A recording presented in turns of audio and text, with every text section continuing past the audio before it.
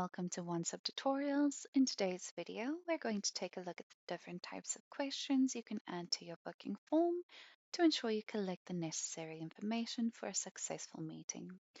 To get started, you're going to click on the booking calendars icon in the left pane, click on your booking calendar, and select your booking form at the top. You'll see on the right-hand side, we've got 5 different types of questions you can add. Free text allows you to ask an open-ended question to your clients and they can choose how to answer. Single select and multi-select are very similar. You will ask the question and provide a list of preset answers. The difference being that with single select, your client can only choose one answer, whereas with multi-select, they can choose multiple. Moving on, we've got additional guests. You'll use this if your client should be able to add additional attendees to the same booking, for example, team members in their office or family members.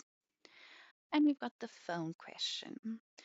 You'll use the phone question if you've decided to disable SMS notifications, but you still want to collect the phone number during the booking process. For all questions you add, you have the option to change the internal label, how the question is asked, and choose whether or not the answer should be required. For free text, single select, and multi-select, you have the option to save the answers in the meeting only or in the meeting and as a contact field. If you are connecting Salesforce or HubSpot, or you're going to be using Zapier to send the data off to a third-party program, you'll need to save the information as a contact field so that this can be used in your mapping setup later. Additionally, for single select and multi-select, you have the option to choose how your preset answers are displayed.